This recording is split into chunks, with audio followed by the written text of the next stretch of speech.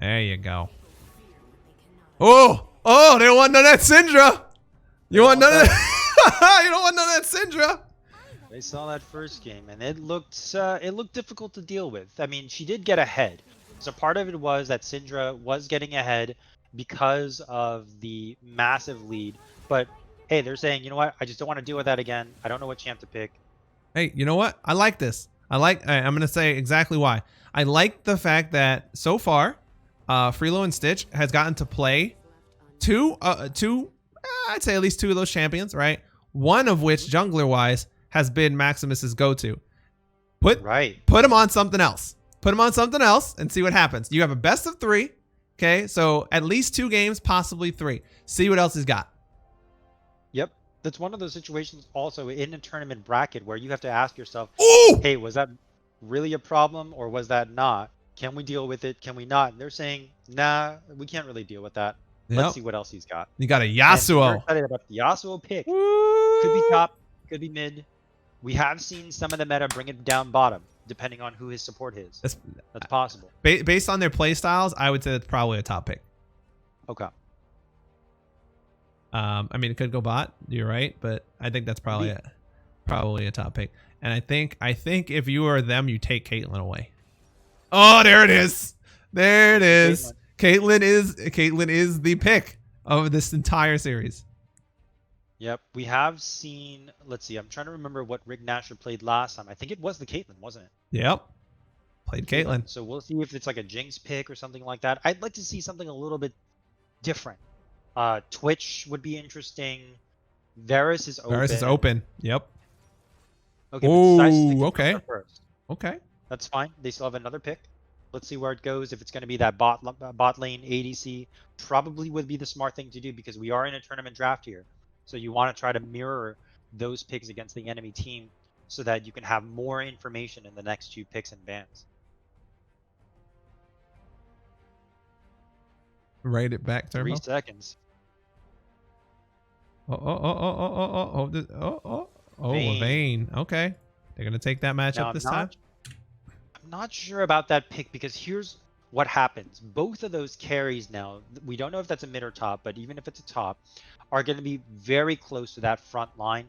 If I'm on the side of FreeloNStitch here, I'm thinking about an AoE pick. Yeah, you're right. It's one of those things that you're kind of going to be looking at it going, it's kind of close. I don't know. Ooh, okay. There it is. The Orianna lock-in. You said it. There's gonna be that like bunching up in this comp. So now, hopefully. I believe if you are on the other side of a Yasuo wall, when the ball is thrown at you, it does count as a projectile and gets stopped by the wall. Correct. However, when the ult goes out, I think it also acts as a wall and does not pull you towards the ball as well. So the Yasuo wall is going to be effective in both the ball travel and the ball detonating for the ult of Orianna. There you go. Everybody who didn't know that, now you know.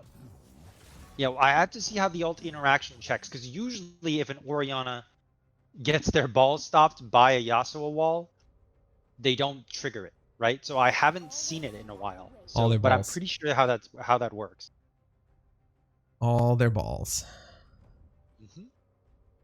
All right, so let's see. Maokai ban here, Soraka and Nami bans, 2 support bans going out. I wonder if that means that Karma is a mid. Nah. No, that can't be. It's got to be Orianna mid. Karma bot. It's just that, to be fair, yes, has not picked their support yet. They're waiting.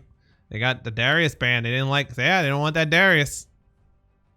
All right. If I'm on the side of, to be fair, yes, here, I'm thinking of another frontliner. Look, you got to double down on the situation that you're all going to be clumped up, right? So Correct. Something like a Braum would be really interesting.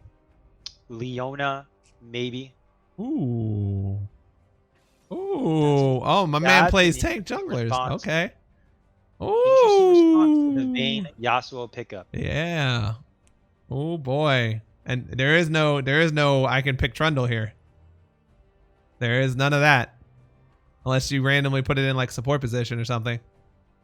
Big pick coming up here from Rick Nasher. Gonna have to make a decides to go for that mid lane first. That's fine. That's your mid, yeah. But still, the support pick is, I think, going to be the real big linchpin here to round out this comp. We're going to see, okay, they decide to go Oh. for a back line instead of a front line here.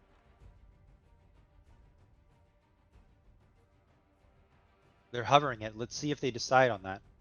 Yeah, I think Braum would be really good. Braum, some sort of front line is, I think, good because otherwise you're going to Morgana. leave the Vayne up to dry. Morgana's not bad. I like the Black Shield. Tarek? Taric from Plays the Lore, yeah, decent Yeah. pick there too.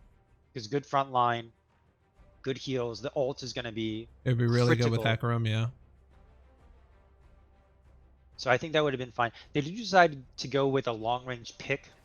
Not really Oh sure boy. about that. I think it's useful against the Rammus ganks, and it's going to be really Yeah. strong in lane. Right. So I do like that pick, and I like that decision. But you know, Tara could just as easily body block, stun off the Caitlyn and Karma from even doing damage, and they just walk away. So laning wise, I do think that Morgana is a lot stronger. We'll see how this pans out in skirmishes though for not having another frontliner because Hecarim Yasuo is I think going to have a little bit of trouble surviving in that front line against a Rammus Wukong. That Rammus who is going to have plenty of armor for Vayne, Hecarim, Yasuo. So especially with that defensive curl that's going to give him bonus armor and also has a thorns like damage in response for hitting him off that defensive curl. Also makes Thornmail a natural option for the Rammus here as well. I Oh really yeah. like that pick from Maximus. Yeah. It was a really good response. It was a really good response considering that we already know, right? He likes Sejuani. And then when you're looking at the picks and you go, so what else has he got? And it's like, oh, okay, you got it. So he's gonna play frontline junglers with utility. That's Right. his play style, at least for this tournament. We don't know if it could change later. It could be a little different, but frontline, utility, junglers, and that's great. It works out. If you have in team compositions, that works. If you're playing solo queue, it might not always work because you have people playing for themselves. But when you have a team that you can communicate with the whole time, and you're like, we need this to fit this specific role, it works great. Not I don't even know how you say the name. Nativey Daddy. I don't know, but has been playing Karma every game, right? Like basically every game, doing well, and that synergizes with having a Rammus who wants to just zip past everyone, having a Wukong who wants to go in, and you have the double shielding, which is very good supporty protection and still getting that damage out of the Orianna when you know Orianna can easily go even in lane. Easily go even with like no chance of like, oh, she just feeds and feeds and feeds. If you don't want to an Orianna, you don't have to. Like it's that simple. Like she's one of the best fit in every composition champions that there is in the game. And if someone plays her very well, they know, okay, this person's gonna try it. Like even if it's into like Zed and stuff. Like she's one of the best matchups even to Zed that doesn't counter him, but it's super safe because you're like, if I have the ball on me, it's cool. I can live. Like it's good. But I don't know where, because this has got to go on for some time, right? And we're looking at to be fair, yes, and like where or what part of the game do they just win? Like there's a mid game I think spike here for the Nico Yasuo do a lot of really good damage. Now Yasuo is going to have to set up his own ults, but that's fine. Everyone thinks about Yasuo and thinks about the Wombo, but he doesn't really need that in order to assassinate someone. If he just gets one pick off, that's fine. It's just that you see in almost every YouTube video, you see like a Malphite Yasuo Orianna ball combo or something like that, and that doesn't have to happen for that to be successful. What's interesting about this Nico pick is that we did see from Salty Girl before that she went Glacial Augment Ari, and now most likely this is also going to be a Glacial Augment Nico, which means we're going to see Hexvec GLP and Spooky Ghosts coming out of this Nico. Probably not a lot of damage. And that's actually a good thing because I think there's going to be still a huge skill difference between this Orianna and the Nico. But unlike the Ari pick that she had before, having a Glacial Augment Nico is going to let you throw out those slows that makes it easier for example, Yasuo to zip around and get those Qs off to start thinking about eliminating targets. So I kind of like that utility-esque Nico approach. We do see in the load screen that it's a glacial augment Nico, Yep. and that's going to be really good mid-game utility. As long as she's able to finish, Spooky Ghost, in my opinion, would be the best first pick. Usually GLP first out of the Nico for combat stats. We'll kind of see how confident she is in terms of building one or the other first against the Orianna. But that's the utility coming out, and that's why I think the mid game is going to fare a little bit better for To Be Fair, yes. Now we're in load screen. I think we need a little bit of time. Is that right, Weava? Yeah, we'll just take 30 seconds. We'll be back, guys. The game will be ready for you. Okay.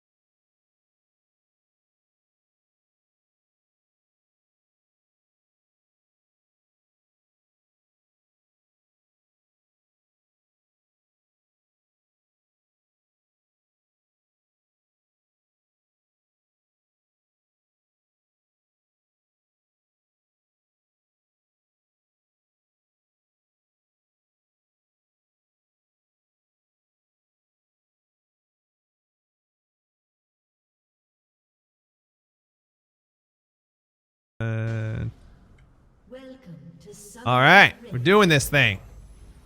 Let's go, boys and girls. Getting in. Best of 3 between To Be Fair, yes, and We do have that Freelo. invade. This time they're in the bush. Sick invade. That's a flash blown immediately. Rick Nash are getting out of there. So we lose flash on the vein. What else we got? Anybody? That's it. Oh, so man. Great invade there from FreeloNStitch. Doing it again. I mean, they, To Be Fair, yes, I think should have seen that gank before from the other cast that we had. I think if they had a chance to take a break, they should have seen that same gank coming at level 1, but ends up getting the flash on the vein there. Also really important is Morgana was forced to go Q in that situation. Well, not forced to. I'm not sure if she had that clicked already in time. That's going to make it more difficult for that Morgana to hit level 2 with that vein first. So the Karma and Kate are going to have a level 2 advantage here. Yeah, the push is going to be pretty huge. So Karma already going to have that empowered Q if she needs to push the wave. We're going to see how this, remember, this is Redemption Arc. So we're going to see how the Nico fares against the Orianna in this matchup now. Hasn't thrown a spell yet. I'm a little bit surprised from the Nico. She hasn't thrown a spell out. That's a little bit concerning in terms of this matchup. Because she needs to try. She needs to throw that Q out, get some damage with the auto so that the Glacial Augment sticks, it slows, and Orianna stays for 2, fingers crossed, 3 ticks of that Q. Oh, I wonder if she started right W. There, she goes Snare first? The auto attack thing for her clone. The knockup on the Wukong. Auto first. Wukong. Oh, that's a flash out of Wukong. Flash Yasuo gets him. That's oh, if you're Wukong, all you can do is just ping. Yeah, you just ping its flash. That's all you got. I really like that Yasuo pick too, because even if you Q the clone, you're probably going to get hit. That's a flash. Doesn't have taunt. No taunt. Yeah, doesn't have taunt. Okay.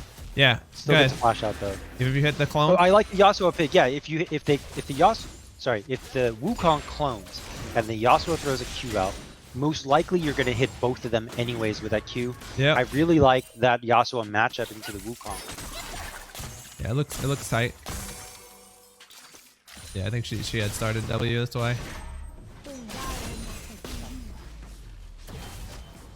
Okay, so Kind of looking for a Q here.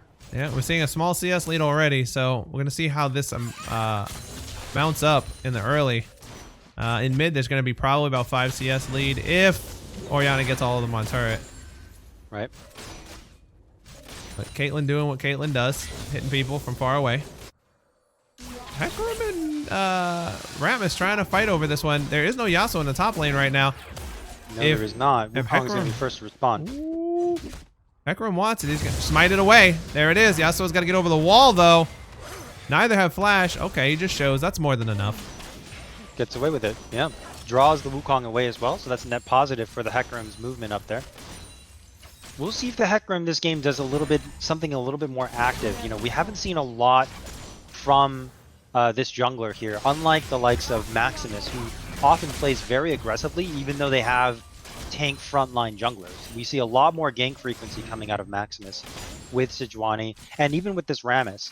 So I'd like to see this Hecarim gank more, especially compared to their first games and second game too. You know, the first game, Karthus coming from the Hecarim was not ideal, and so they need to really make up for that. I think that one of the things I'm looking for in this top lane, though, is to see if... Oh, the Yasuo going for it. That chase out, another wave coming. Yeah, another wave. Oh, does he go for it? Oh, he juked it. Very, very controlled there. That was very controlled. Yeah. So But I'm still looking to gets see. the Wukong out of lane, though. He did. He pushed him out of lane. The wave's still coming to him. He's probably going to try and shove this now. Wukong has TP. He probably is going to be forced to use it. He is forced.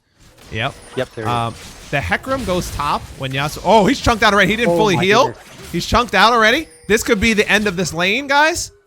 That's the end of this lane. Oh, that's the end of the lane. Teleport too. Yep, that's the end of the lane. That's the end of the lane. Unless someone comes up to affect that, I think your lane is over. Massive, massive lead here for To Be Fair, yes. Let's see how much gold difference there is. He still has 930 gold in his pocket, this Yasuo, who's also going to be up 15 CS at the 5-minute mark. Yeah, there's 1,100 gold lead in that top lane. Okay, Binding Weava, hits? If you are this Hecarim, what does he do? Oh, I was going to say, the one thing I'm looking for is for Hecarim to go top, because his E will proc Yasuo's knockup for his ult. All you have to do is touch him.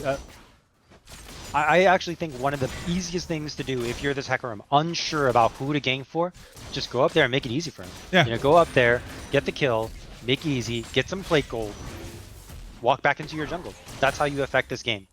Yeah, it is that, like, you got somebody who's ahead on the other, on your team. Okay, go to there, get yourself in the game. Yeah.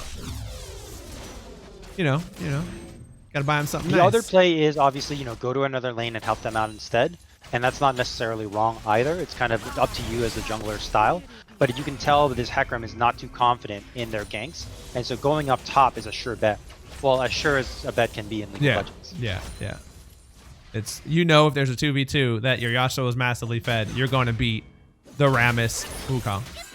But Wukong doing exactly what he needs to do, getting out of the lane to try and affect something else, getting a little gank. Gets the ult from the Nico there too. He does help out his mid lane, and mid lane, 20 CS difference now. It was going decently well, but each wave push, it looks like a little bit more CS lost here. Yep. Nico having and a I little like bit the of roam from the difficulty. Wukong though too, because he's basically saying, I cannot exist in this lane with this guy. I need to do something else.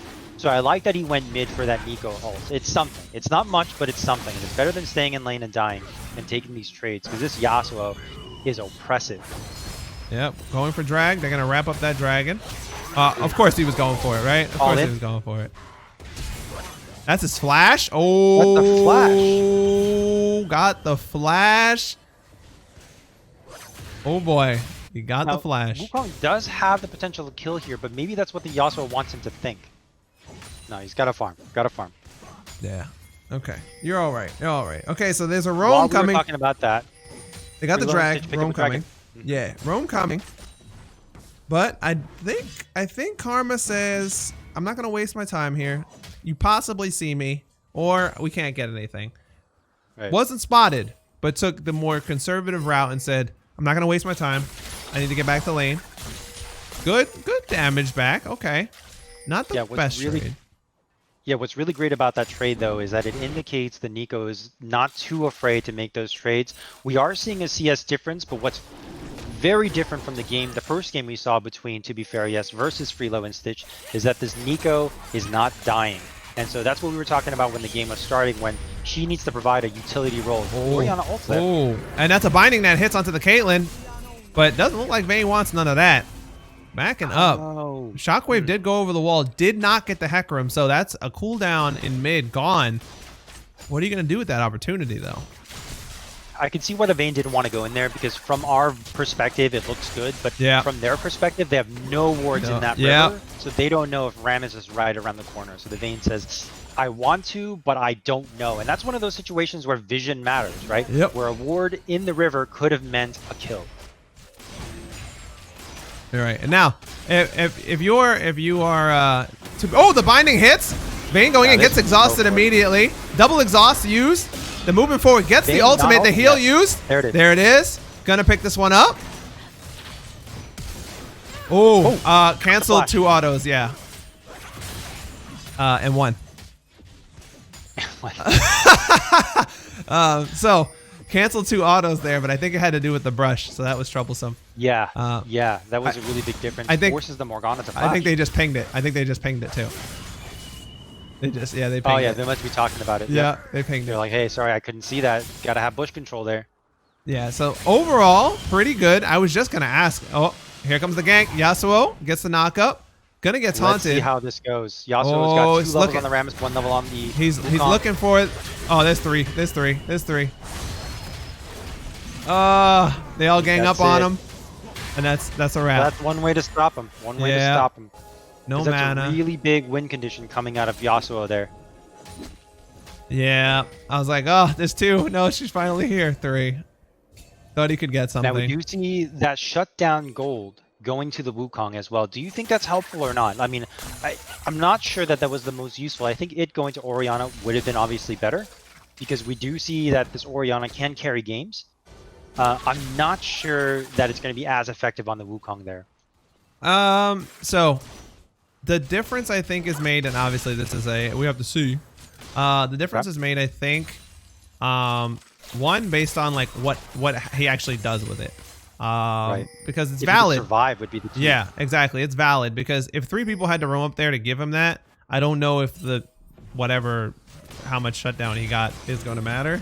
Yeah, 150 plus 300. Yeah, so 450. I don't know if that makes the difference in that lane right now. Yeah, because that's a little bit more than a cloth armor. I mean, yeah, we'll see. The Wukong just basically needs to be able to, to stay in this lane. Luckily, he's able to keep up in CS here, and so the kill difference from 2-0 is a little bit better. Hecarim looking for something. Hecarim ult gets the knockback onto the Karma. There's a TP coming in. TP from Orianna coming in. That's a knockback. That's a stun. That's a kill. Playing up. That's Shockwave gonna kill. Oh, it doesn't kill. Lucky enough for them. Yasuo coming in. Wind wall goes out. Gets the knock up. Don't do it. He did it. Yasuo. Close. Very close. Yeah, I know, right? What did I expect anything different? There's the lockdown. Don't go back in, Yasuo. You got this. He's like, I can hit him one more time. That was really good route. Really good. Disengage ultimate by the Nico there. Gonna get the gold. Gonna get that kill on the Rammus. And yeah, Yasuo lives. Vayne dying. Sad enough, but... Yeah, and Wukong's going to be able to pick up some plates here. So we are going to take that 150 gold plus, 300 and a couple of plates here on the side of Wukong. That's actually really good for him. Dragon coming up. So what was a small deficit is actually not that big of a deficit at all. If you look at the gold difference between Yasuo and Wukong, Yasuo has 4,570. Yep. Wukong has he's ahead only... now. He's ahead now. Now it's equal. Yeah. It's equal. 6 gold. Yeah. So that massive lead that Yasuo had before of complete dominance is now, at least on paper, the same. So we're going to see what this Wukong does when he comes back. First and foremost, he does go to base. Does pick up a Sheen. He wants to finish that Triforce. Yep.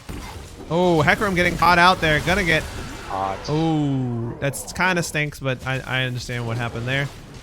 Yeah, especially with that ward vision going on right in front of Dragon. Everybody sees where that Hecarim is walking to. But Now, also all by himself in that river. To be fair, yes. Are you contesting this? Are you even walking near it? They just need a push. Vayne needs to just go back bottom, say we're gonna give this up. You're not gonna get anything off of this. Oh, that's a Shove the flash. Raven. That's a flash. That's a flash. Picked it Good up. flash. Yep. And they are going to get most likely damage on mid turret. They have a little bit of time before the plates fall. Possibly Orianna gets some. Yeah, and I mean, going. Oh, binding does not hit, but that's a 3v2. That's a fast Rammus. Yeah, it is. Black Shield. Wow, what a hero.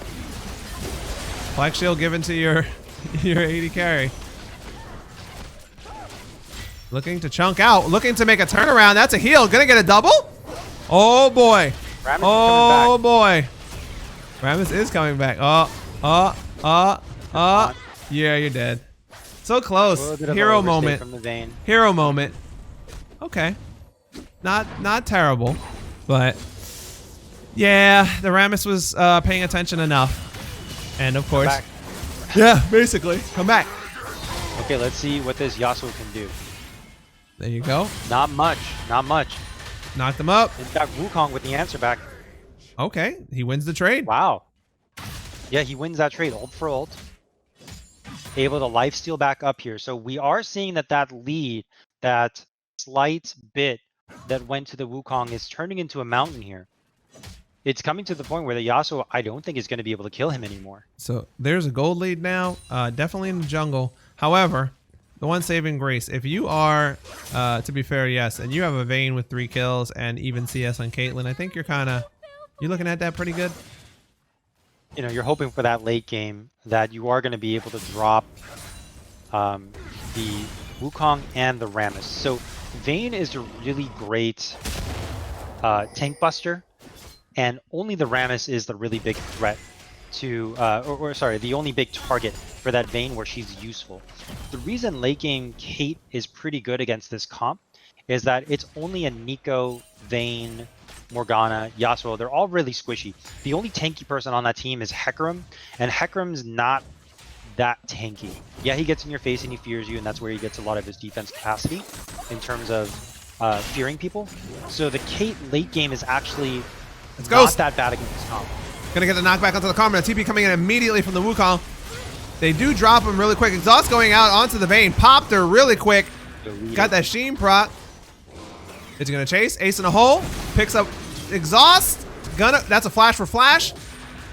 Mommy Potato out of there. Let's go. Rammus coming in. Fearless? Nah, never mind. He turned around. Not fearless.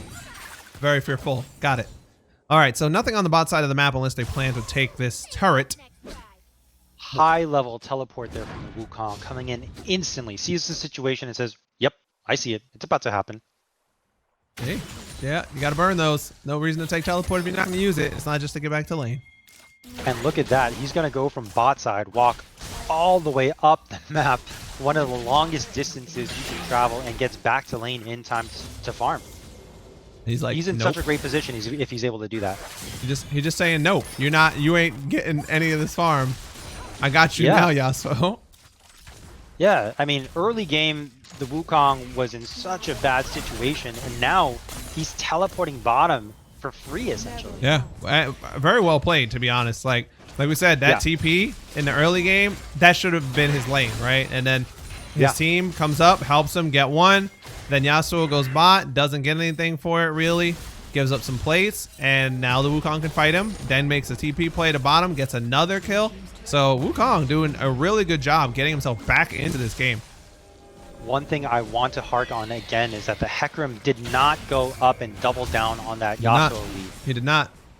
He did not. He didn't get anything anywhere else really either. So that's really disappointing to see when you see that a win condition is falling on your lap in the form of a Yasuo. So you just go up there, get him another kill or two, grab some turrets. But look, 17 minutes into a game when we had a 15 CS, 2 kill lead on a Yasuo, and that turret is still standing on the enemy side with a little bit under 50% HP on that. Yeah, and now I think the Cyclone gonna come out. Yasuo looking to get this. Gonna need to get that ult off. Does. Last breath coming through. Cyclone gonna be used to run away, it looks like. Gonna try and heal up. He does have Blade of the Rune King. It's already burned, sustained, but you see she's coming up. The Orianna about to Oh boy. Oh boy. Here we go. Here we go. Oh yeah. You're scared. Yo, command protect. Dash in. It's yours. They were scared. There were a lot of respect for that guy. That long range binding though. I'm gonna dash check. across. Yep, there it is. Yep, you're looking at it. He's picking up Raptors right now. That's a flash from Karma. Hecarim going in, misses the onslaught, gets the knockback, puts down the Karma, taunted on the Vayne. Caitlyn doing a good job to focus down the Vayne very quickly in this fight. Rammus tanking up, possibly doesn't get killed, flashes over the wall, lives. Caitlyn trying to get another one, doesn't get it. Hecarim picks that one up. Huge lead here for To Be Fair. Yes, gonna be able to pick up the Infernal Dragon on the back. Orianna's still sitting on ultimate. Orianna has ult. She needs to get, yeah, she's getting zoned. She's getting zoned. Yasuo, again, because that's how balanced Yasuo is, has his ultimate. He just walked down 30 seconds later. Gets it. Hey, this is looking a lot better than the first game that we're seeing. The Yasuo providing a lot of pressure on this map. Doing a great job. Both teams, I'm telling you. Redemption arc, I'm telling you. This game, This is a great game. Way better game, yeah. Yeah, Both and I'm teams. liking the pick. So the pick from the Nico is, I think, really smart. They're recognizing, look, you're not going to be able to beat that guy in lane. Okay? Sorry, that's just not going to happen. It's not in the cards for you. We can't fix that right away. What can we fix? Well, what utility champion do you know that's going to be able to help us, right? Unfortunately, we are seeing a Ludens coming out of that Nico. Not something you want to see Not GLP. when you have a Glacial Augment on board before the game. So a little bit of a mix in strategy here that's not ideal. That's something we're just not going to see on paper either, because it could have been like, what would have happened if they were slower? It's such a hard thing to predict. Oh, Hecarim! He got so lucky those extra bomb plants were there. Oh boy. Wukong gets hit by a binding. There. Vayne trying to pick him up. Cyclone level, that's number 2. Zoss. Does he get 2 more autos? Oh, Shockwave comes in. Wukong turns it around, gets it with the, oh, smash! And the smite? The smite kill? Oh boy. I like it. Style. Style. That's what we call that. We call that style. Looks good. All right, so FreeloNStitch trying to push this wave in. Wukong there along with Nico to wave clear. They need to rotate. It looks like they're gonna head top side to get that turret. Nobody there, but yep. I think Yasuo. Oh, if you're Yasuo, you going up for this? Oh, Yasuo getting free hits onto the Karma. Bad pathing there. Picks up 1, picks up 2, gets them both. And we have defensive curl coming out from the Rammus. I want to see how this damage interaction goes. He's got free pen. Yeah, he's dead. That's 2 kills. You have free pen. Everyone forgets about that. When the Yasuo finishes his ult, he gets armor penetration in the form of a percentage. So that's going to be useful against that Rammus. And that's why I was really interested to see how that damage output goes. And it turns out it's enough. Yeah, it's still enough. Ooh, I wonder what he's building. I see a Caulfield's. Yeah. Ooh, is he going Death Dance? Okay. You know what? Death Stance. Could be. Could be. It's a good amount of lifesteal, and it, you know, when you don't have a tanky top laner, one way to make yourself tanky is to lifesteal. That way you have artificial HP built into your damage as a multiplier, right? So every time you're doing damage, you get a little bit of HP back, and that's just the same as having more max HP. Ooh, he's sitting in that brush. That. He wants that Caitlyn. The Karma's coming too. I think he can 2v1 though. I think he 2v1s. The Hecarim coming. That knockup, the instant knockup. Instant knockup. We needed to see that a long time ago to make this lead not nearly as good. And you can see how easy it is. You just walk up and you could ghost. You could, just make it easy for your Yasuo. Set them up for success. Yeah. Because you're not, you know, especially if you're not going to be the one to carry, let other people carry you. Set them up. Okay, so they got 2 matching this Orianna at bot lane, so they're addressing the pushing that she did in game 1. Definitely going to take care of that. Yasuo gets another turret. I wonder, is he going Essence Reaver? What's he doing? Let's see. He's got 2,650 gold in his pocket. Death Stance. Yeah. With a dagger, so he's going for attack speed, probably a Zeal, because he's not picking up any of the crit chance that he needs. Yasuo, in case you guys don't know, has a passive that lets him double the amount of crit percentage that he has. So for example, if he buys 15%, he gets 30. So most likely that's going to turn into a Zeal. I'm surprised that he didn't spend that money on a crit item itself. The attack speed, I guess, would multiply better with the current build that he has, but getting crit chance is just a huge multiplier. I think he should have gone for the gloves there. What gloves? Sorry, what's the oh, you have to have cloak now of for agility, Zeal, right? Not the gloves anymore. That's yeah, right. old man. He didn't have the 720. He didn't have the 720 gold. I see. Old man. Showing my age there with the Zeal build. You need that 800 gold, dog. Is it 800 or 720? Yeah, TP. Yep, 800. Oh, the Nico ult locks down that target. But, sadly to say, wrong Wukong. Cycloning all across the Hecarim. Hecarim gets dropped by the Caitlyn. Vayne goes forward, gets caught in the brush. No vision in that brush. Gets dropped by the Orianna. Orianna, and gets another one. They completely clean up that fight. Hey, if you take a look at the map right now, guys, look at all the vision and all the vision that's negated. In that dragon area, Vayne face checked the brush because she had to in order to actually hit anything. So immediately, you don't take that fight. The TP came in. That's one of the concerns that I had about this comp, right? Like with the vision, with the way that you're gonna fight, I'm not sure Morgana's support is the response that you wanted. Tarek is good. Braum is good. Somebody else that could be up front comfortably and not have to, for example, ult to get them off of your team. Yep, because I was gonna say, be a body there. Yeah, you don't get to walk out. And like you saw, again, the Wukong TP's in, they all see it, they go, oh no. And they run towards it thinking they got him. And he's like, I'm out. Yep, Nico didn't even ult the right person. And that's one of those situations where, you know, I wish Nico had some sort of slow, some sort of GLP or Spooky Ghost item so that it couples well with her Glacial.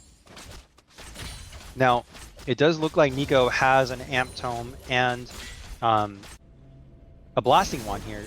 I think that's going to be a Void Staff. It does look like it's going to be a... Oh, wait. Is that Rylai's? You going Rylai's? That's a Rylai's with a Ruby Crystal. That's a Rylai's, yep. That's not... Okay, so if you're going to do that, you probably don't go Glacial Augment. You want something else in the lane. Right. So she is not utilizing that passive, that mastery for what it was used for in the game in interaction. So a little bit unfortunate there to see, because in that AoE fight, a slowing field would have been very interesting to see. Again, one of those things where we can't really say, well, the fight could have turned out better, but hey, it would have helped. Yeah, because you have Ghost and GLP, and you'd have so much slow in the area. There would be no chase down, that's for sure. Right, right. Baron coming up. Possible threat, but the Vayne is on the other side of the map, not in the right position here. Do they look for it? Hecarim goes forward, could have made it in, did not. Wukong spinning around. Yasuo gonna ult him, locks him down. Rammus getting caught in the pit as well. Looks to flash over. The ward's already there. Caitlyn picking up that Nico. Shockwave gonna completely miss all targets. And they just saunter out. Not bad. Only Wukong dies for that entire engagement. They pick up Baron. Let's see if TBFY can take the second turret, the first team to do it in this tournament, to take 2 turrets off of FreeloNStitch. There we go. There it is. We talked about it. And that's a good sign. That's really a good sign, because in the other games that we've seen, it's been very difficult to take turrets off of FreeloNStitch for various reasons, whether it's vision, whether it's pushing power, or simply your laners are losing their lanes. That's a good indicator that this game is going a lot better than the other games that we've seen, and it's more of a redemption match, as you've been saying. Yeah, and for everybody who's like, kills, right? Look at the kill score. And then look at the gold difference. It's 7,000 gold. Most of that gold is coming from farming. Farming is extremely important, guys. The CS difference you can accrue against your opponent matters more than how many times you kill them. Even if you send them out of lane, it's fine. Like, you don't have to risk. It's also turret gold as well. Yep. Like, you got all of that from not having to kill much more than they did. It's just what you get after you get the kill. CS well, stay in your lane, push it. take a turret. Turns out it's way better than kills. Yep. And when you kill people, make it matter for something. It's Now, what it's also allowing them to do is look at this karma here. Look at that ward that she just placed, right? That we got to see. Deep inside, gets to have that vision so that they can set up something here on the bottom side. It allows the Caitlyn to push here. Rammus is within earshot because he has that roller ball, power ball. He's going to be able to come in here and help out if help is needed. Yeah, he's making his way across the mid lane though. I think they did see the Hecarim. Such a close catch. Yeah, they did see the Hecarim, but it wasn't enough. They've got multiple people moving towards bot side here. And yeah, the reason I like that is Dragon is coming up as well, so they want to secure this bot side. They're getting vision. They're getting vision.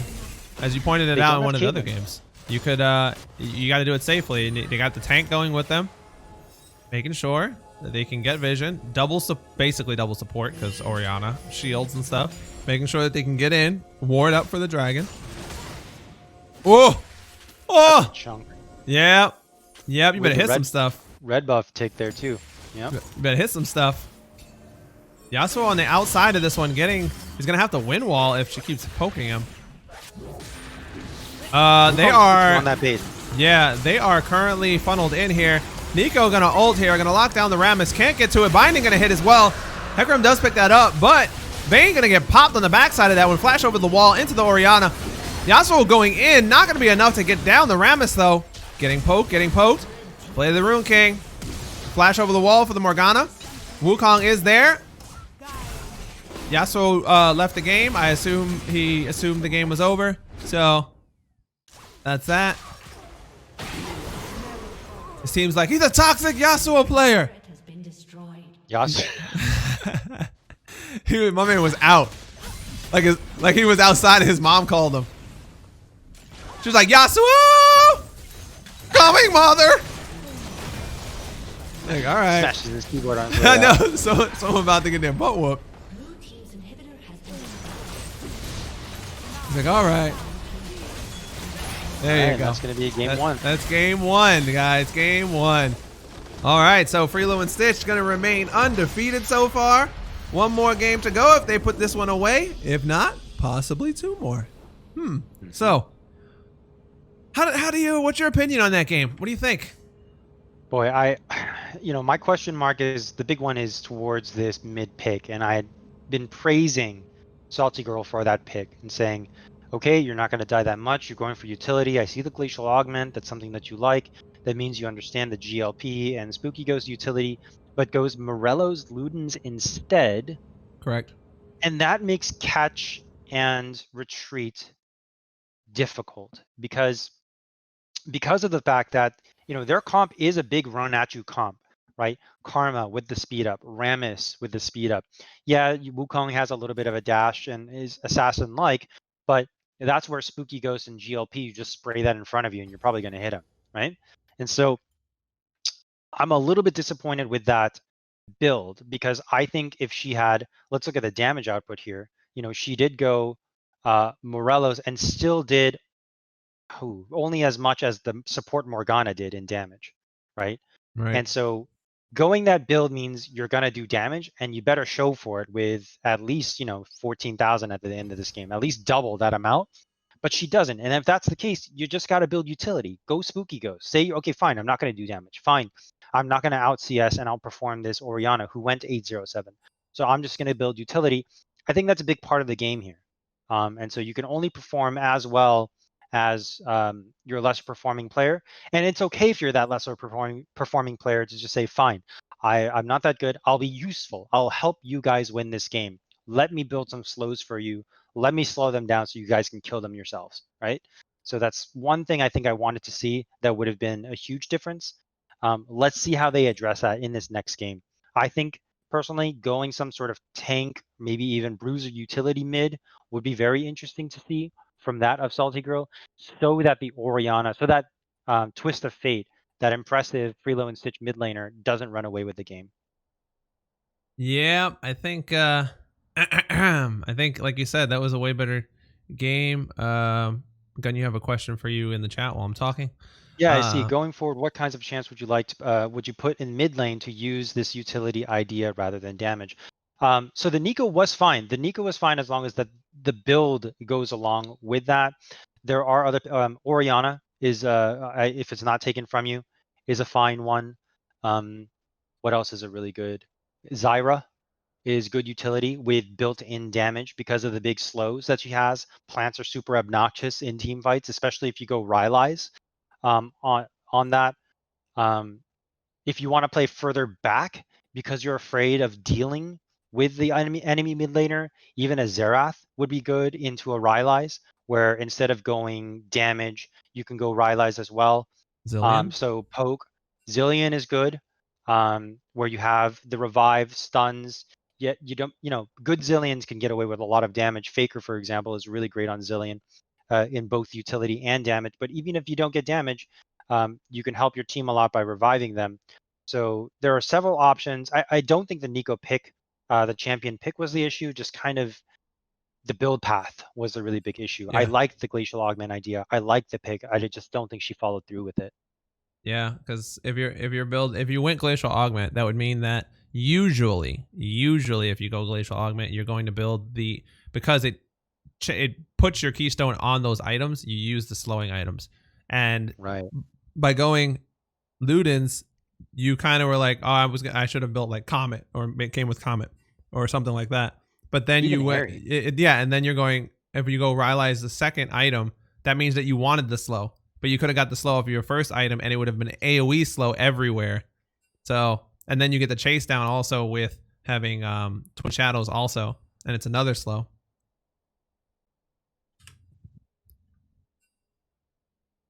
Yeah. So, yeah, we'll see. We'll see how it goes. We'll see how it goes on this one. We'll see if it goes a little better, a little different. All right, here we are, game number 2. Ooh, I want to see what gets banned now. I want to see what gets banned.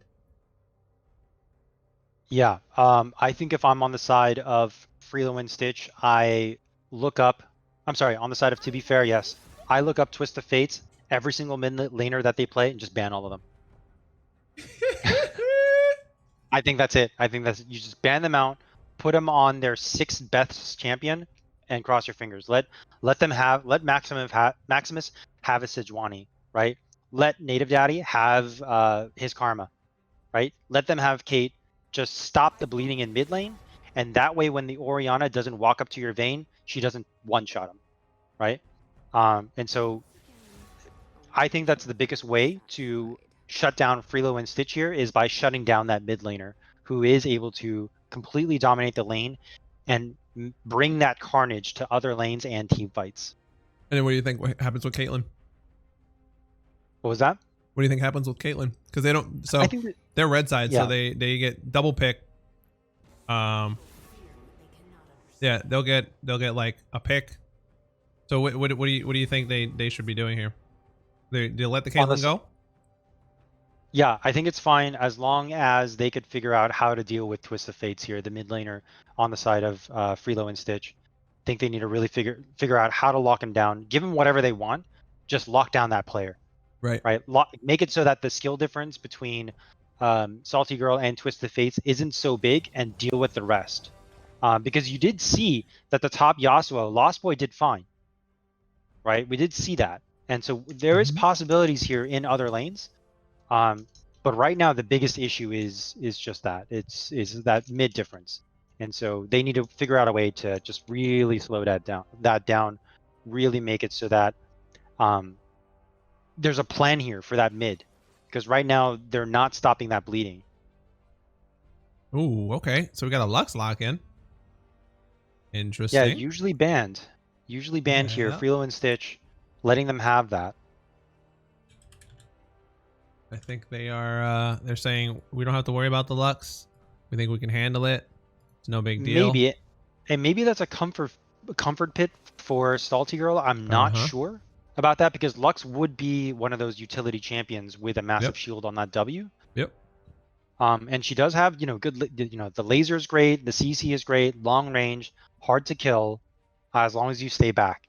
And so that might be one of those comfort picks that they're letting Salty Girl have, I'm going to bet that Twist of Fates is going to pick up some sort of assassin, though. I'm thinking LeBlanc,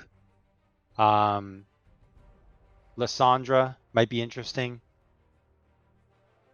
Ooh. Let's see what the pick is here. I think Oh. it's going to be something hyper aggressive. Ooh. Let's see. I wonder. Oh, Scion. no mid pick yet. Okay, a Scion. They got the fiddlestick. Oh, cool. It could be middle sticks. It could be middle sticks. It could be. It could be. It could also be a top cane. So we'll see. You know, this would basically prove the edgelord status. You know, we'll it see. could also be a lethality mid Scion. Uh-huh. I have seen that around before. Lethality mid Scion. Mm-hmm. Because what you could do is you could punt the minion, slow them down, Yep. walk up, shield yourself from the damage, and charge a Q at the same time. So you get like really great trades against even a Lux. So we'll see, because the Irelia is thinking that it is a Scion. We're gonna see. Scion top, I should say. Yeah. Oriana Bam? Yeah, they're not sure. They're not sure. Oriana. We're not sure. Hey, as I say, we can see everything just like they can. It's okay. Yeah. Hmm.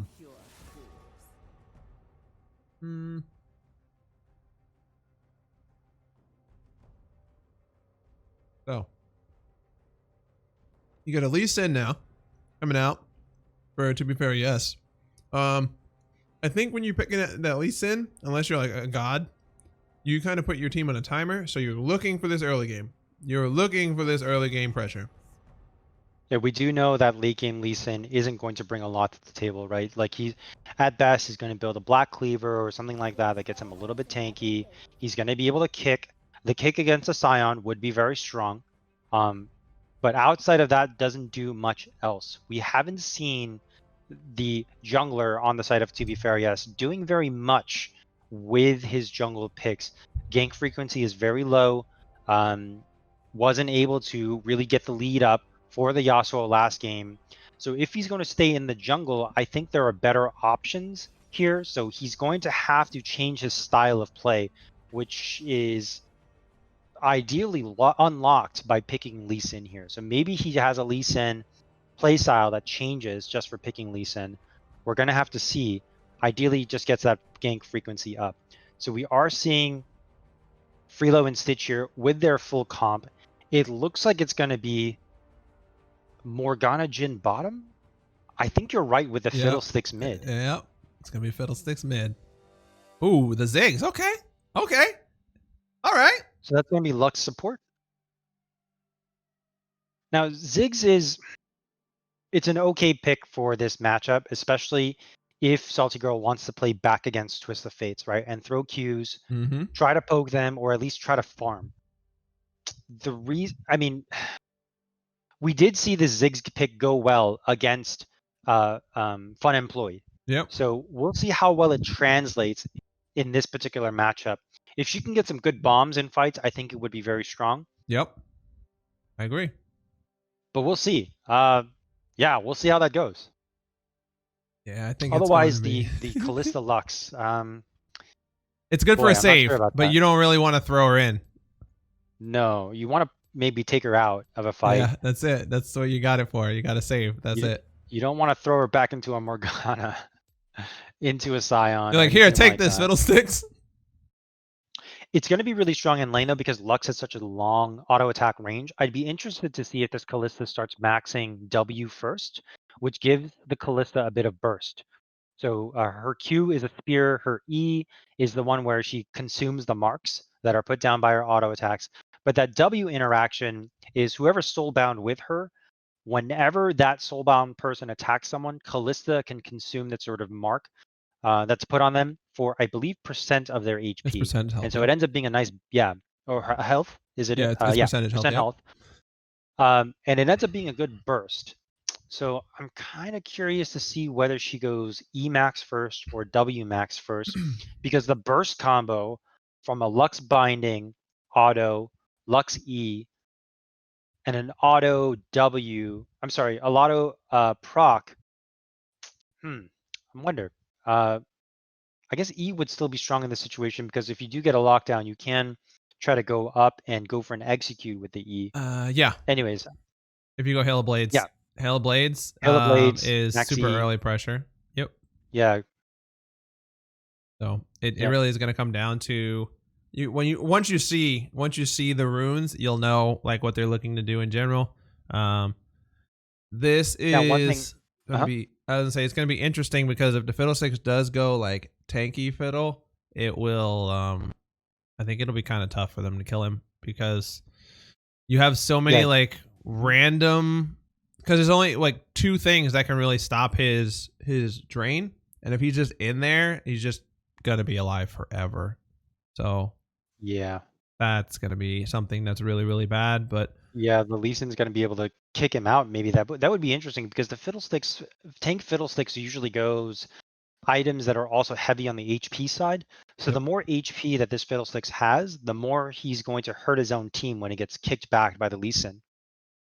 yeah, and they have a good squad of damage, which is nice. They have I'm assuming he's gonna go red Kane, so they have decent forms of engage via the Scion, the Fiddlesticks, and then like Kane kind of just knocking someone up from a wall and a flank.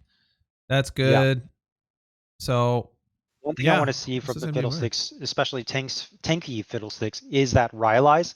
Same on Morgana too, actually. I think Morgana should be maxing W. Maxing W and possibly going Rylai's first. And the reason that's interesting is because when you slow down the Callista, she's not going to be able to kite as much. Correct. Between her auto attacks. So that would be an interesting way to trap her. I might even be interested in a Glacial Augment here from Morgana, which would completely shut down a Callista as well. Yep, it's going to be interesting. Let's see what we get. Because, I'm really looking forward to seeing what these matchups are going to look like. And, well, I'm going to, before we dip out and we let this game load, there it is.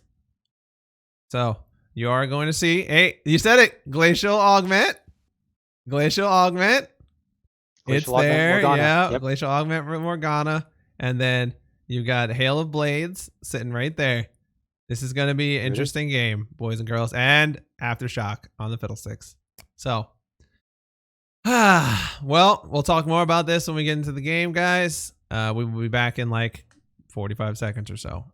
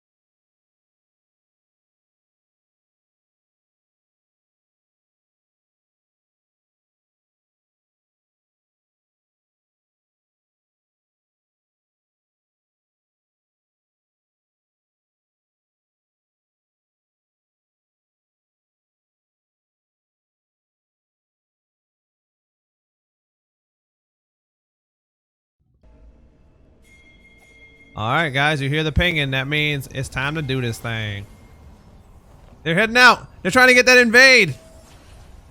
FreeloNStitch mixing up their invade pattern this time. They're going to do the old school invade? Old school invade. Yeah. Yeah, that's the old school invade, baby. Okay, let's see who they send first. There's no wards here. Yo, Callista, don't you get caught. On the bottom side. Yep, I see it. Don't you get caught, Callista. Don't you get caught. They see it coming. Yeah. Oh, the binding. They won the game. Won the game. It's over. All right. The binding. Oh. Sorry. Sorry, Native Daddy. You don't get your binding today. All right. So they're going to walk their way out. Going to help this. No, never mind. Kane's probably going to start Raptors. He is starting Raptors. Okay, so no help for him.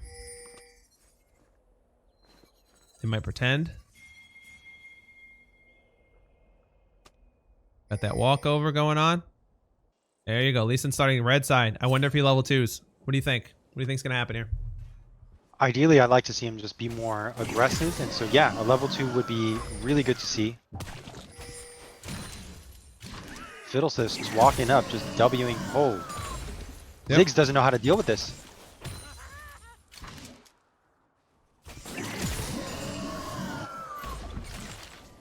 Yep, getting, like you said, getting that easy peasy push in.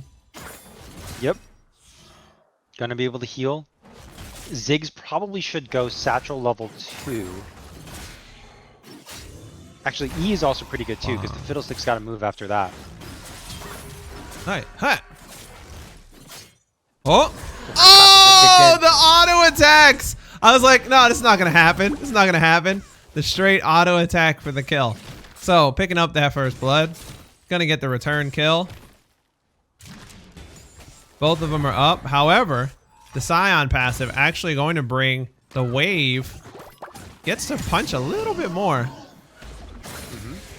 Coming in. He tried to get in at level 2. Ahead of him. Does miss the Q. A Q. little bit of a combo mistake there, because I think what the Irelia could have done is once she gets the stun, you can Q, and then you can Q again after that, because it consumes the mark put down by the stun. Correct. So she could have had 2 more Qs in there. Or 1 more Q, I should say.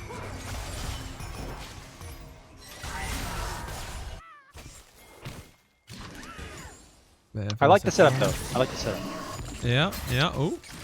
Wow. Hey, just came back. Where's the series at? This is the finals, game 2. If blue side, FreeloNStitch wins, they win the tournament. There's the early gank, but at least he's getting locked down though. Laners are leaving him. He's dead. He is gone. That's an exhaust going out. The Ren pull? Not enough. Not enough. So, Lee Sin on the gank there. Trading one across. Gonna get that one onto the Jhin. 4-shotted him. That happens, boys and girls. Sometimes that happens. Bang.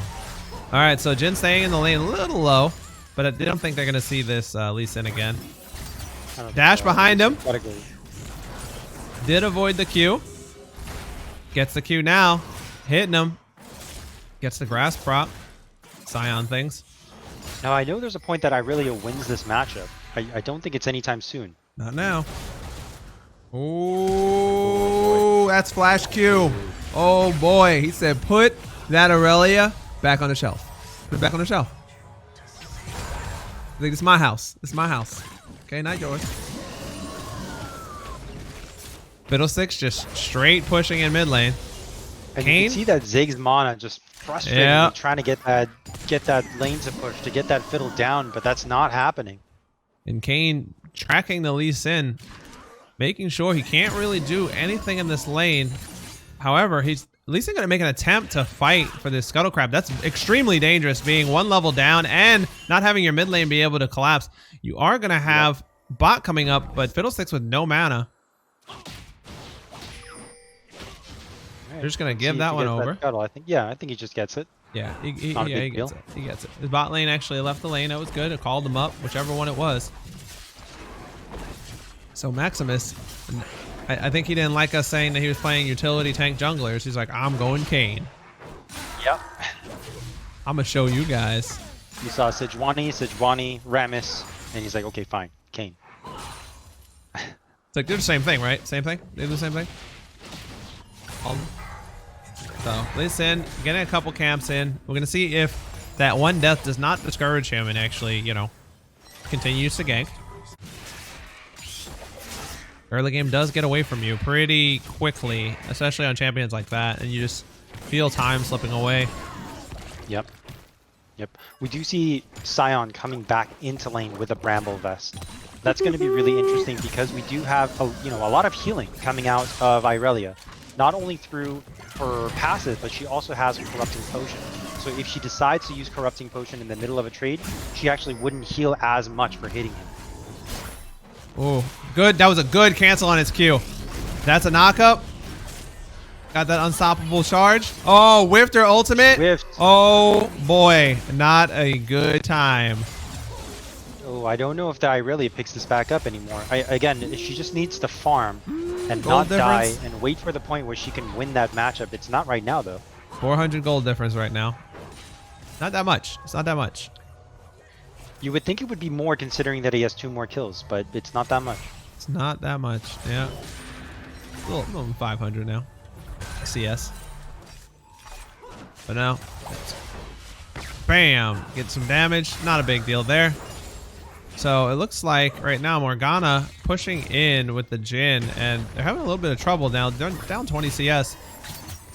Under the turret. Yep. Just about. Gets a little more damage. Grasp gonna get the shield explosion. Lee is going to show topside so that FreeloNStitch know they can safely take this dragon. There's no flash on this guy, but the wave, it was miscalculated. Yep. Gets knocked up, half his health. Wasted movement here from Lee Sin, in my opinion. Yeah, you got to track the wave when you're coming in. Oh, the knock up. Still there. Oh, I think he gives this one over. He gives it over. That was a little bit greedy on the Scion. Yep, gave it over. So one thing, especially guys, if you can't land Q or you like, and that is in you're not good enough, that's a binding hit. When you have no ability to do so, because the wave is blocking you, you need to track your minions on your side to know when the wave is coming in. It's the worst thing, as Lee said. Someone just plays on the other side of the minion wave and you get nothing. Like your champion has like no damage. That's a bomb. Ooh, okay, we're trying to anticipate the movement there. Not quite it. Fiddlestick's still doing his thing, but Ziggs staying even with all the pressure and has teleport to get back.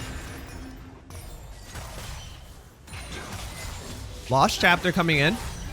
I think Ziggs TP's in here, catches this wave, unless we're trying to save it to make a play. They're planning something then. They're planning something. Ziggs sitting on TP. I'm not sure I want this Lost Chapter if I'm on Ziggs. I'm thinking Morello's first. I know that the mana is an issue. Maybe you can go double Dorans into a rush Morello's, but it's just a little bit of a problem to go maybe Luden's first, hoping that you have more mana, because you're no matter how many bombs you throw out, this fiddle The flash R. Morgana gets the flash off of both champions. Jhin trying his best. Gets a bunch of damage out. Lee Sin sitting over the wall though. Blue buff going over to the Fiddlesticks immediately. I wonder. There's the Lee Sin. They spot him. They see it. There's the engage, the knock up, the binding. Lee Sin, however, gets hit with binding. The TP coming in. There's the Fiddlesticks. Ulting immediately. Kills. Lee Sin probably dies here as well. He's trying to look for a safeguard away. Trying to look for something. Does get the safeguard. Ziggs is going to be able to do a little bit of damage here. Lee Sin gets a flash out. The flash 4 shot. Top lane. Killed anyways. Getting killed. Yep. Oh, what a disaster. Oh no. Oh no. Everybody's showing up. They said, please, please, please kill me too. N1. Oh. If that's not an N1, I don't know what is. What a disaster that was. No. I mean, Lee Sin had an out. They had a reason to leave. They could just say, fine, you know, that's not a big deal. I'm alive at least with double buffs. Now given over. They gave over 1, 2, 3, 4. Well, everyone technically died there. And you know, FreeloNStitch, you already know that this team, if you give them an inch, they're gonna take it a mile, and that's something that you don't want to give. That's a and they TP give coming in. Double unnecessary TP. Double kills. TP. They know there's no flash on the Jhin. She's walking him down. Irelia does not have ult here. That's a TP match. Here comes the Scion from base. Gets the shutdown onto the Jhin. They're still chasing. They're chasing out the Fiddlesticks. They know he doesn't have ultimate yet. Aurelia trying to get that one. Scion coming in. They got a 4v2. 5v... Or, sorry. Now it's 4v2. Again. Scion down. Okay, so they recovered a little bit. A little bit. It ends up being really good. As Yep. long as Lee Sin doesn't die. Yeah. Okay, so we got a little bit there. Not bad. That's take just one it. of those plays where it's like you get some kills, you know, it's like, okay, pad the KDA, but what do they get for that, right? Let's see if they can push. To be fair, yes, needs to get some plates here, needs to get some turrets here, but instead, Lee Sin opts to go back into his jungle and farm. This wave is not pushing, so they don't get anything else for those TPs. Everything's for in the those middle. Kills. And So Fiddlesticks gets back. Good. Fiddlesticks gets back, and he catches the wave now. So, yeah, everybody catches their wave. Yep. Jin is back too for this wave, so okay, Basically just you have hold. some kills, but that's it. Yeah, basically. What's also really big is that Dragon is coming up. Ziggs doesn't have TP. Irelia doesn't have TP. Fiddlesticks, all of them don't. However, Fiddlesticks ult probably going to be very interesting in this next fight, due to the fact that the Fed champion on the other, or two Fed champions, I guess you would say, 2 kills is Fed, I guess. On the side of, to be fair, yes, RAD. So I don't know. Whoa, Lee Sin walking in, face checking blindly. Gonna get dropped, I think, here. One more. Not enough, not enough. However, is gonna get dropped. Oh. Both Ziggs and Lee Sin falling there, getting caught out. Ziggs trying to help. Sometimes you just gotta let him die. Gotta let the kids fall, you know? Aurelia ulting, I think, out of fear. Going to die to the Scion probably once again. Getting Juke City. Doesn't have it. Scion. Nope. Scion going up. 6 deaths on Aurelia now. Oh, and the 4 shot going over. Picking up the Lux. And they get the Dragon. We got 12 minutes in. 5k gold lead on the side of FreeloNStitch. Oh, the lockdown. Anticipated the jump. Love that. Anticipated the jump. Beautiful W. Yep. Knew she wanted to get out. Took care of it really quick. Knew she was going to jump forward. Gets her. Lands the deadly flourish. And that's all there is. Styled on him. That was great. Yeah. Morgana follow up too. Just right there on the right time. Gets the assist. So that the 50% that goes on the kill is not for wasted. Not going nowhere. So I like that. I like that she picked that up. They're going to be able to take this turret. Or at least I think so. I forget Jin is not a good turret taker. Yeah, it takes him a while, man, okay? He's got to reload every 4 shots. He's quite the cowboy. Yeah, not going to be able to get this turret here. It's fine. They're probably going to reset here. Jin has 2,150 gold in his pocket. Almost it is a 2k difference here between the ADCs. With Jin up 2k, I should say. Awesome. So he's looking really healthy, and across the board, FreeloNStitch looking really strong. Weava, what do you do if you're on To Be Fair? Yes, you see this team absolutely dominating every single one of their games. You had one shining hope last game where your top laner was winning, but what do you do to stop this? So I think you were right when you were saying about banning out a specific person. However, you're seeing obviously a completely new pick with the middle sticks. It was nerfed previously. However, I think you need to take more calculated risks. We said this a few games back, and it was like, well, so and so is behind. Like, what do you do? And you're saying like take 50-50s, 50-50s here, 50-50s there. When you can tell right from the start, right? Lee Sin makes his first gank. Try to get, oh, that's a flash forward. Responded with a flash, gets locked down. Kalista getting locked down again. If Jin was hitting Kalista, yeah, if Jin was hitting Kalista, that would have been a kill. And she dies. So she gave herself. Yeah, she gave herself there. And I think they get this one too. That's a flash 4 shot. Yep. There you go. Picking them up. So I think when Lee Sin comes in like early game and gets behind because he dies in a 2v3, that feels really bad. That's exhaust going out. Oh, they're just giving over these kills now. Scion doing his thing. I think everyone was kind of trying a little too hard in the early game. I think Salty Girl was doing just fine on Ziggs, even though getting pushed in, right? But I think it was, as we said, redemption-wise, right, feeling very much like we need to do something. We need to try and take the early game from them. However, Fiddlesticks was nerfed. The tank Fiddlesticks thing was nerfed. It was nerfed a patch ago. They adjusted it. But either way, I think they were trying to get too much too early. Yeah, you have to take calculated. The Aurelia was trying it. She was trying to go all in from levels 1 through 3, and that didn't go well. Came back, tried to go all in again, didn't go well. Right. Yeah, I could see the effort here, especially with the Lee Sin pick too. Like Yeah. that's basically going to say like, let's try to win this early. But Yeah. it's not really working out for them. So Yeah, it was it's like you said, it sometimes you got to do like real crazy stuff, and I mean I myself will say it sometimes. I'll be like, all right, we're gonna do something crazy. Let's go for Baron right now. Like they'll never suspect it. And sometimes it works. desperation plays. But this is not it. Overextending. Gonna get caught out again. Looks like Aurelia trying to get one and trade back, possibly. Gets the trade back, flashes out. Almost. Okay, I'll take it. That was positive play. Positive play. Hey, nerf's a nerf, man. Gotta do a little bit at a time. You do too much, doesn't work. Oh! Jin! Jin one shot onto the Lee Sin. Oh. Took him down to a 3rd HP. Oh, the damage is coming in now. Lockdown. I think this one is I think this one's over. I think this one is over. That's 10k lead at 17 minutes, guys.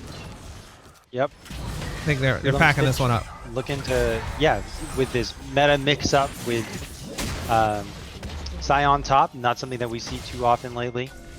Middle Sticks, I know people have been running it for a while, but even after the nerf says, you know what, it's okay. I'll hang out in your base. I'm tanky. Yeah, he's kind of just can be there right now because the only person who's going to be even trying to kill him is Lux. Lee Sin not feeling too strong right now. Did go Tiamat early in the game, so now he's got Warrior, Tiamat, and I think he's building Titanic. I mean, I would assume Titanic and not Ravenous. Yeah. But who's to say? And see, like you can see, I want to say disrespect. That Fiddlesticks has Frozen Heart, has Spirit Visage, and can just walk up to the team. Exactly. It's walking to the base, can 10k, getting away with a lot. Okay. So actually, the only place there isn't a gold lead is in the jungle. Oh, interesting. Yeah, there's almost 5,000 gold. It's 4,200 in bot lane, just off of the marksman.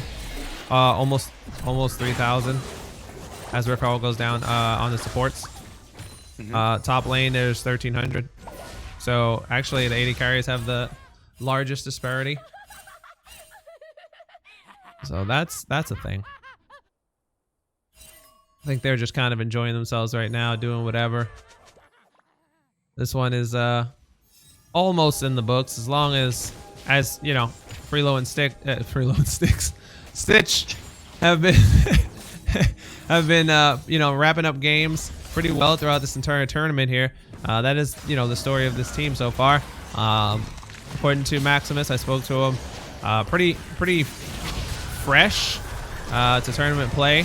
They're just friends that like to play together. And the Fiddlesticks coming in, gonna kill Lee Sin. And Jin's damage follow-up, too much for him. Gonna pick up 2. And he said, yeah, it was great for them to have an opportunity to play, and I think so too. Yeah, it looks like they're having a lot of fun too. You know, playing with people who, you know, they might not have had a lot of time together. Yeah, there's a lot of good synergy going on here as well. I think a lot of people here understand sort of where they're supposed to be, what the macro movements are, and just generally have a good concept of the game. Oh, possibly picks up one. Morgana trying to root him down, locks him down. Picks up the Aurelia. Aurelia still trying to fight, still trying to get in there and do her thing, but a lot of CC making it very difficult for her to do that. Yeah, Jin's been spot on with those W's, locking people down, especially people who are just zipping around everywhere, predicting exactly where their mouse movements are. So phenomenal play out of this Jin.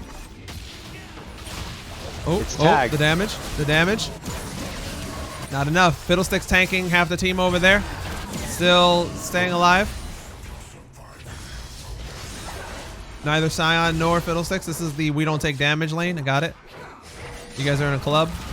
That's a fear. That's probably a kill. That's a knock-up. And there's the Fiddlesticks ult. See Daisy coming out of that Callista. Yep. Rift Herald doing its thing. Top side. Rift Herald, you mean Jin? Yeah, that too.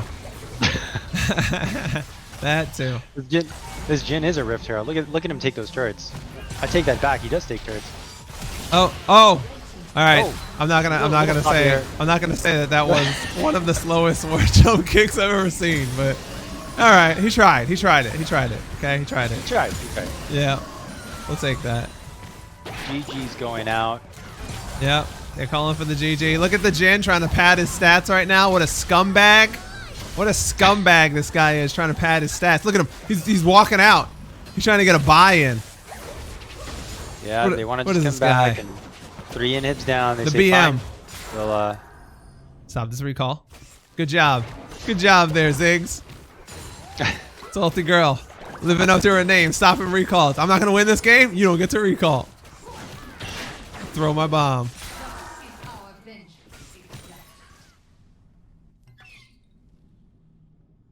It does look like, based on a lot of the comments that we're seeing from the players, everyone's really having a good time. Everyone's just kind of joking around. Though it is a tournament competition, it's good to see that right off the bat on our first tournament that people have a great attitude towards each other. You know, just having fun. You know, yeah, they're playing, you know, seriously at a tournament level where they want to play their best, but showing a lot of respect to one another just in the way of, you know, poking fun and having a good time. So it's good to see. Yep, it always takes just that one person. One person. I remember I played in a tournament that was like random people all put together and blah blah blah. And I remember I played and I was like, dude, that was, you know, I remember saying something like that was a bad call. Oh, Fiddlesticks. And the guy rage quit like during the tournament. I was like, that's cool. Yeah, I was like, that's cool. Great. Yeah, it was kind of yeah. Like whatever. FreeloNStitch struggling a little bit with the Baron. Hey, there you go, GLP. Oh, getting locked down. Aurelia. Ooh. Tactical. They're still working on this Baron. Very tactical. There you go. Teleport? Yep, that's right. Tac TP. I like it. Jin inside the base, trying to get something. That's when you have toilet paper set up around your house just in case, you know, if you ever have to go. It's Tac TP, yeah. You just grab it and run. Jin just walking around in the base by himself. He's like, who wants to get this last shot? Pressure. Whoa. Yep. Auto attack. Let's see if he ults here. Oh boy. Oh boy. Close one. 1v5. As he cranks out the sniper rifle. Oh no. Oh, they should just surrender right now. Game's over. They should just surrender. Hey. Yeah, the Jin's dead. Hey, yeah, Jin's dead. We win. Your Jin's dead. We win. All right. Well, that will wrap up the best of 3. FreeloNStitch gonna take this one solidly, 35-9, 24 minutes into the game with a looks like 16k gold lead for Dragons. Baron. I mean, you don't do it better. They did it. That's what happens. We got a champion. Got a champion team here. Easy peasy. Yeah, hopefully they come back for the next one too, because that was pretty good. All right, let's jump over, do our quick transitions. Bam. All right, so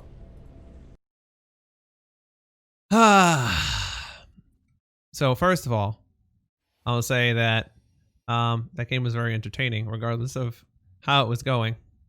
Yeah, very fun. Congrats to the winners. Yeah, congratulations. I would like to get somebody from the winning team in here. We'll just have to move channels to kind of find out what their thought process was. I'm gonna move channel real quick. Let's see. I'm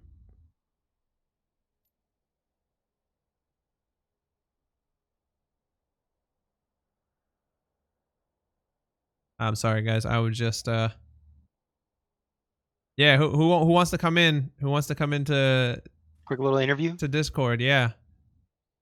We're not gonna ask anything crazy. We're just gonna ask about like, so like your experience, why you picked what you picked, things like that, basic stuff. Not anything too crazy. Yeah, let's go. Get in here. I saw you add the Discord. I saw you. I know you can get in here. I see you in Discord right now.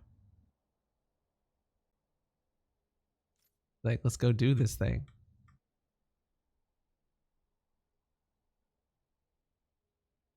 Yeah, mother's maiden name. What's your security code? You got it? Okay. Just flip it over on the back. Got it. Okay.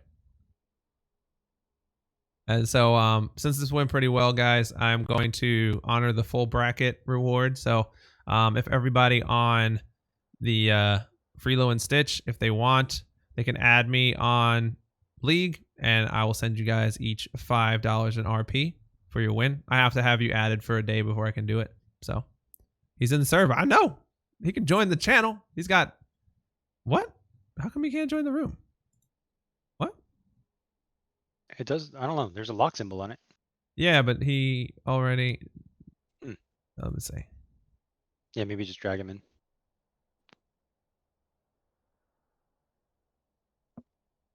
Well, he has to be like in the server. I can't just drag him off of nothing. Oh, he's in RPG game lobby. Oh, there he is. There you go. He managed it. He's here. I clicked the wrong one. The great one is here. He's got it. You see, everybody knew. See, you can't drag him in if he's not in a channel. All right. Facts. No, you're good. You're good. So, congratulations to you guys. You guys did great. That was awesome. I'll tell you, you guys made it a pretty strong event overall. I think everyone was happy to not only play against you, but like, we were obviously we're saying like redemption arc the whole time, right? Because you guys put up a really good showing in the first 2 games of just the round robin, and then of course, the team that wins is trying to come back and say like, no, that was lucky. We can do this, okay? And they put up a really good competitive game, especially in the first game of the best of 3. So that was pretty awesome. So yeah, that one my butt was a little clenched. Not gonna lie, I was like, this is a toughie. But we've been playing for a while, so we were able to macro our way to victory most of those games, honestly. Yeah. So tell us about that. Yeah, because there you you guys go. made a call eventually to stop that Yasuo in game number 1. You guys were like, well, we got to put an end to that. Like, what was the call like? Did everyone just kind of agree he needed to be dealt with? Well, pretty much our combos was when we saw the Yasuo, we were like, this is when we're gonna focus. That's why we picked Rammus. Once we saw Vayne also, we were like, Rammus is really good into Vayne and Yasuo. So whoever he gets on, we all know like that's the person we're focusing right off the bat. And more often than not, it was either Vayne or Yasuo getting caught out by the Rammus. And then with questionable positioning and whatnot, so then we were able to like, we're always moving as 3 or 3 or 2 whenever we try to ward the jungle as well. So it's easy to catch picks that way too. So we just chuck them out of vision, and then we execute what we said at the beginning of the game, and we were able to do that a lot of the times in most of those games. Yeah, the execution looked great. Yeah, we good. We were talking about that actually. Gunn and I, even in like before you guys even got to the best of 3, we were saying that most of what you were doing was a macro stuff, and that was the one thing that we were really commenting. We weren't like, because obviously you could see like in specific matchups, especially in like the Syndra game, there was a huge gap in just like the matchup. Like I'm not talking player skill, I just mean like matchup knowledge, stuff like that. But even without that, if you didn't get a lead like that, it was still a macro was controlling the game. We were commenting about wards that were down, where there was vision. And even in the Rammus game, we were talking about how when you were moving to ward, and that was one of the first things we were saying, it was like, look, like 3 people are going to ward, and you can do whatever you want as long as you have the vision. And that was one of the things that we like to look at in Shoutcast, is like analyzing just like the macro, not, oh, so-and-so dumpster this guy in a lane. Like, okay, who cares? Like, that doesn't matter. But it's how quickly you can close out a game, because you know how to remove vision, you know, like where you're supposed to be going. There's a reason for your movements on a map, and that's one of the things that we appreciate, actually. Like, especially when Dragon was up. We're always trying to get bot lane vision no matter what, in beta S3 at least. And we go from there, honestly. Yeah, tell us a little bit about, I mean, you guys were saying that your team hasn't been playing together for very long. How were comms like in that Discord of yours? Was everyone talking the whole time? What sort of information was being shared there so that you guys can make those movements? Did you guys have a shot caller? Yeah, so we have like there's like 3 points to that. So then the comms are always like, for bot lane, we're always constantly communicating whether they have what summoners they have and what cooldowns they have, and then that's when we decide to walk up.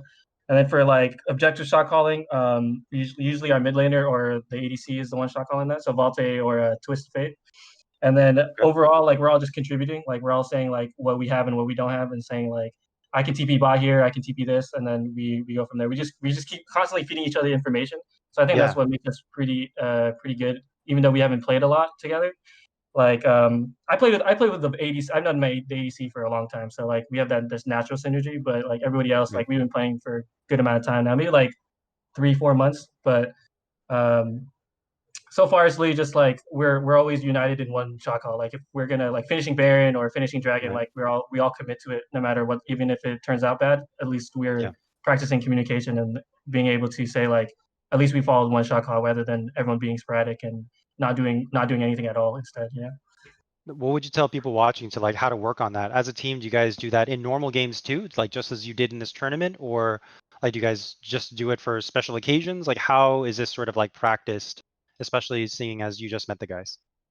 We usually try to we don't really try to do normals as fives. We usually try to find like a scrim, so it kind of like kind of like levels up the intensity in a way. Right. Because then like if you're playing a scrim, a best of three, it's always just like okay, now we can like VOD review and like talk about like things that we could done better.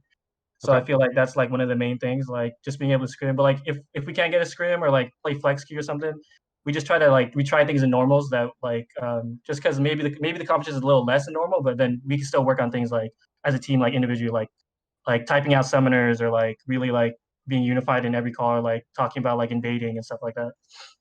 Because a lot of those Wow. games we had a game plan just before like right during the wait time during champs, like we talk about like lane states and then we say like this is our win con and stuff like that. So like just being able to discuss that beforehand kind of gives you a clearer picture on how to play the game too. It's Wow. That's a yeah. Go ahead, Weava. you were gonna say that's a lot. What you're gonna say? No, that Yeah, is a lot. I I'm mean, you guys no. been even talking about it before the Yeah. game starts, and Yeah. Yeah. yeah, Uh, it builds a It kind of lot in just flows terms of naturally. Like you kind of get the natural team chemistry just being able to talk to each other. Like no one like even if someone makes a bad play, we're not like butthurt about it. Like we kind of just Right. like, hey, how's a bad play? Like just move on to the next one and then we can talk about it later and stuff Yeah, like that. exactly. And that's I think that's pretty huge for everyone who's watching to know that like talking about it at that time doesn't do anything, because at that point you're not communicating with intention. You are communicating just to bring up something that already happened that you can't affect. So that's I think Exactly. that's a really great strategy that you guys have. And it's very interesting because so like my background, I'm a teacher, and I coached collegiate league for a little bit, and Gunn himself is very experienced. So it's really refreshing to hear when someone's talking about like we do this. This is how we learn together, because that's something that I always try to get like my players to focus on is like your team. Like you can talk about it when it's appropriate to be done or when it's a necessity, but other than that, like you fix what's going on and move along. And Yeah. that's the strategy you guys have is very much like the community that we try to build here. So it's great, and it was a appreciate pleasure that. having you guys too. Thank you for letting us play. Oh man, letting you play, joining. letting you play.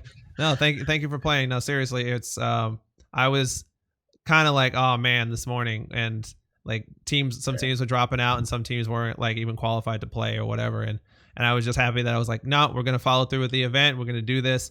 And it was awesome that like, you know, even if we had 3 teams, it became like something really huge. So Yeah, respect, honestly. Keep committed and you stay committed. That's always good too. no, I very much appreciate you guys taking your time. Like this is almost your whole day, so I appreciate it. It's all good. League is life, you know the vibes. Oh well, I want to once again thank you guys for competing. Thank you for winning, and like I said, if everybody adds me, I can give you guys your $5 RP for winning. I bet, dude. Thank you. Yeah. So just make sure everybody adds me. A 24-hour wait period for I'll get on them to do I'll their get on thing. that right now then. But once again, you guys played awesome, and Thank we want to you. thank you very much. All right, you guys have a great blessed Sunday. All right. You too. All right. Shout out my boy Michael from Canada though. That's my man's. Yeah, you got somebody you want to shout out? Shout out somebody. Go ahead. I got you. I got my mamas. I got my dad. I'm just kidding. I'm just kidding. That's not one guy. All right. Appreciate y'all. Yeah. Thank you too, sir. Yeah. All right. All right, well, Weava. that was fantastic. Yeah. So All right. for everybody that's in the chat, awesome enough. You guys, like I said, this was fantastic. Believe me, I don't really care too much or look at viewer counts that much, but I was so surprised at the number of people that were actually here to watch this event. And I don't care if it's just half the people are from, you know, playing on the teams. This was a 3-team event, and we drew 30 people at some points, and a steady like over 20, mid 25 or so this entire time. And that's fantastic for a channel that most people probably don't even know exists. And I really appreciate the fact that you guys see the amount of work. It's just Weava. The amount of work that, whether it's just me on like what I'm doing for my stream and stuff like that, and overlays and all that kind of stuff, and or like the amount of analysis that like Gun brings to the table when we're working together as, you know, co-casters, that kind of stuff those are the things that I actually save.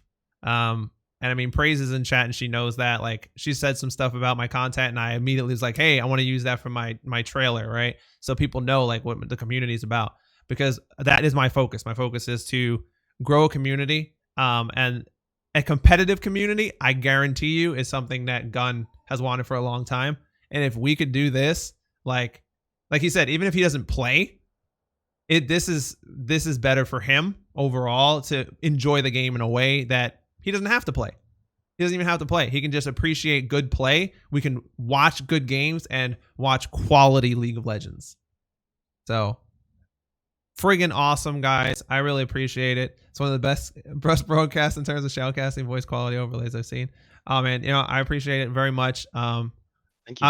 Yeah, thank you very much. I used to so one thing was I actually went and was a caster for another organization, and it didn't last very long. And yeah, they just kind of wanted me to stream for them, and I was like, no, I got to do my own thing. But they're a quality organization too. I'm not gonna name them or shout them out though, because screw those guys. Anyways, we've on that note, that's it for me. I gotta head out. That's it, man. I appreciate it, Gun. We did awesome. Thank you for all your hard work, buddy. All right, see you. Have a good one. Enjoy yourself. Thanks, guys. So, yeah, right. In the lack of toxicity, it's fantastic. I really, like I said, I really appreciate it. Everybody who's here. I am most likely going to jet out for the evening. I'll probably be around to play League and stuff like that, but I probably will be done streaming for the night. And we're going to close up the council and Full Frontal Assault number 1, going over pretty well. If you would like to participate in FFA 2, feel free, hit me up. Oh, thank you very much for that follow, Yak89. Feel free to hit me up on Twitter, Instagram, Facebook, easy way. I know that's awesome music that I have to talk over, but easy way for you guys to, if you want to participate in the next one, join the council Facebook group, this Discord, any of it. All of those announcements are made on anything that is a part of my social media. So you can get in our Discord. We have a looking for group. Check it out. The council Facebook group, I put all my stuff there. You don't have to worry about following like my stream Facebook. I don't care about that. But just get a part of a social media, be a part of the group, and you will get an invite to the next one. Hopefully we can do another one in 2 weeks, guys. If this builds up to where we have a lot of interest, I would like to do one once per week. It'll be like every Sunday. So once again, I'd like to say thank you very much to everyone.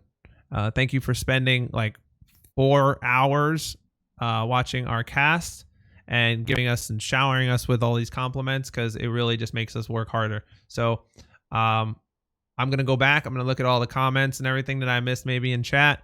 And yeah, you can find this stuff on YouTube. I'll be uploading it to YouTube. So have a great evening, guys. Enjoy yourselves. And as always, in closing, thank you for choosing us to be the positive to their negative. And remember, in the Council of the Universe, Masters, the power is yours. Have a great evening and a great Sunday.